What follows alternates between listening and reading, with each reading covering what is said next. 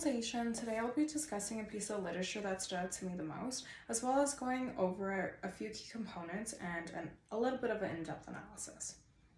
So here we go. What if death wasn't something to be feared, but instead a gentle guide into the next chapter of our existence?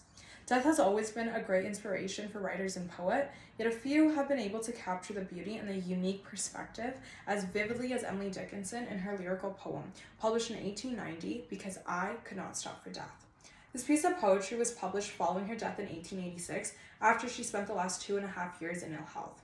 I believe through her sickness, she became to be more accepting of the passage of time and the inevitable end that awaits us all.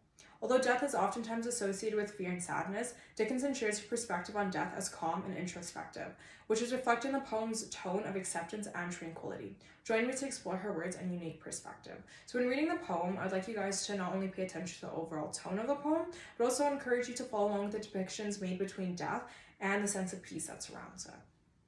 So here we go. Because I Could Not Stop for Death by Emily Dickinson. Because I could not stop for death, he kindly stopped for me. The carriage held but just ourselves, and immorality. We slowly drove, he knew no haste. And I had put away my labor and my leisure too, for his civility. We passed a school where children played, at wrestling in a ring. We passed the fields of grazing grain. We passed the setting sun. Or rather, he passed us. The dews grew, quivering and chill. For only gossamer my gown, my tippet only tool. We paused before a house that seemed a swelling of the ground. The roof was scarcely visible, the cornice but a mound. Since then, 'tis centuries, but each feels shorter than the day. I first summers the horses' heads were towards eternity. So within the 24 lines of this poem, it's evidence that the tone creates a sense of restfulness that challenges traditional notions of death as something to be feared. Dickinson's words choice also helps in establishing the overall tone of the poem.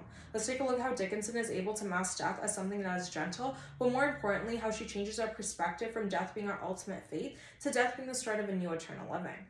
So within the first few lines of the poem, she has already set the tone as calm and accepting. He kindly stopped for me. In line 2 suggests that death was not unexpected, and the speaker is at terms with her fate. This could also suggest that the author, Emily Dickinson, has been struggling with illness and that she sees death as a relief from her burden. The word kindly shows compassion and gentleness, as if death has come to escort her on her journey. The tone is not one of fear, sadness, or even resistance, but one of acceptance and relief.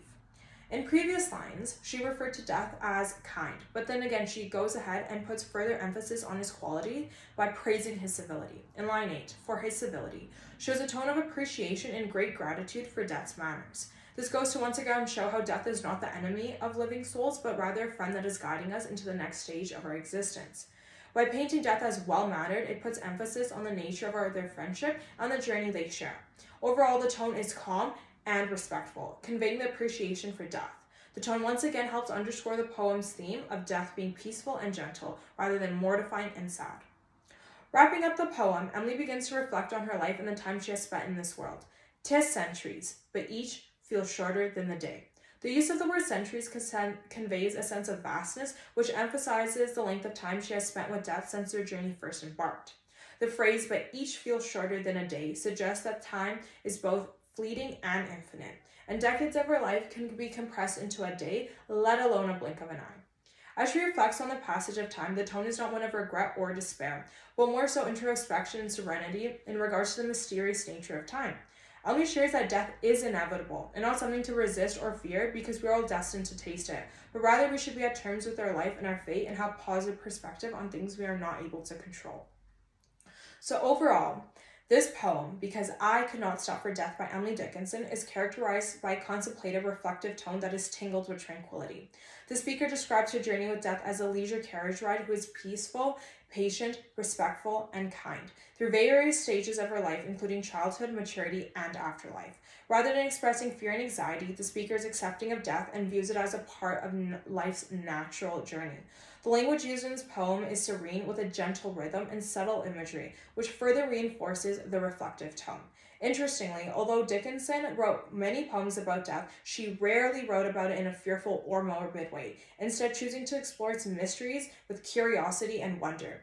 This makes her work a valuable contribution to the canon of literature on morality and a peaceful reminder of beauty and fragility of life. Thank you so much.